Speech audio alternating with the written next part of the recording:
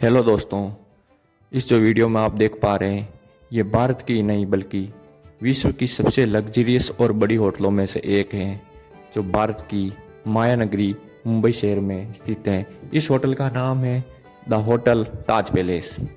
ये भारत की सबसे लग्जरियस और सबसे महंगी होटलों में से एक है। इस होटल के बनने की एक दिलचस्प कहानी के बारे में आज हम बात करेंगे।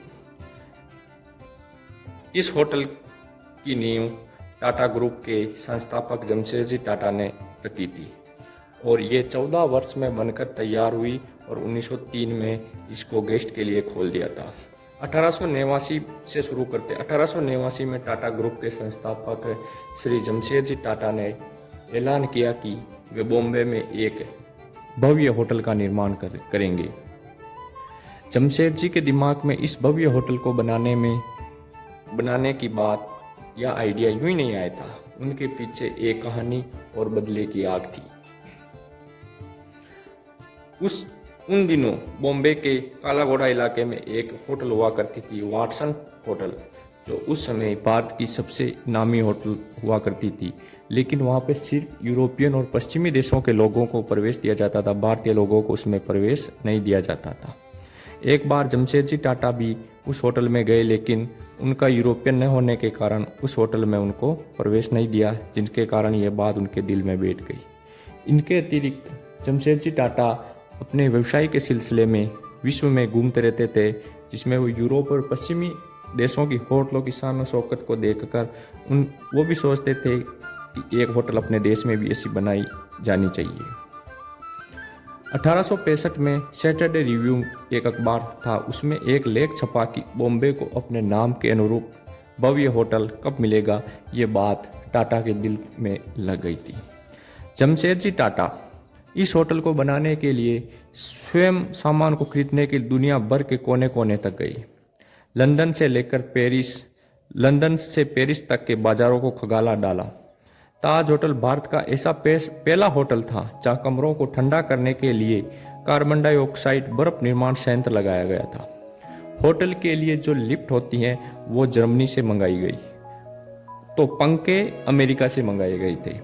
होटल के बाल रूम लगाने के लिए जो खंभे होते हैं वो पेरिस से लाए गए थे। उन दिनों ताज होटल की कुल लागत 26 लाख रुपए खर्च आई थी। आखिरकार साल 1903 में ये होटल बनकर तैयार हो गई और गेस्ट के लिए खोल दिया।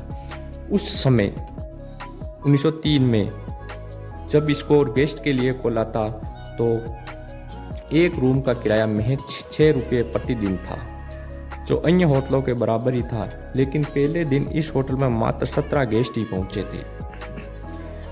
आने वाले कुछ दिनों में स्थिति यही रही।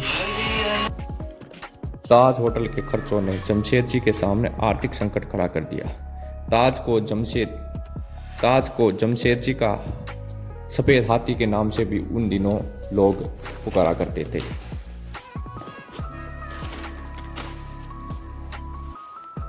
होटल ताज का निर्माण गेटवे ऑफ इंडिया से 20 वर्ष पहले हो चुका था, यानी कि गेटवे ऑफ इंडिया का निर्माण 1924 में हुआ, लेकिन ताज होटल का निर्माण 1903 में पूरा हो चुका था। प्रथम विश्व युद्ध के समय ये होटल हॉस्पिटल में तब्दील कर दी गई।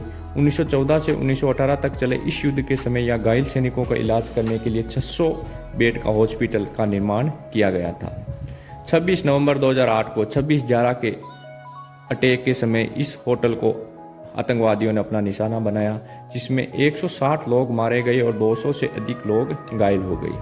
ये होटल इतना बड़ा है कि एनएसजी के जवानों ने आतंकियों को खत्म करने के लिए जो ऑपरेशन चलाया गया उसमें भी 60 घंटे का समय लगा और इस ऑपरेशन को नाम दिया गया ऑपरेशन द ब्लैक टॉर्नेडो नाम दिया गया।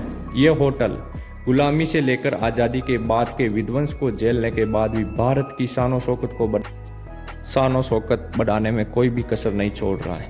आम भारतीयों के लिए इस होटल में रुकना आर्थिक दृष्टिकोण से सक्षम नहीं है, पर यह भारत के शहर माया नगरी की नहीं बल्कि पूरे देश की शान है। और एक शख्स जमशेदजी की जिद की वजह से ये अरब सागर के किनारे जमशेदजी के सफ़ेद हाथी के रूप में आज भी अटल खड़ी है।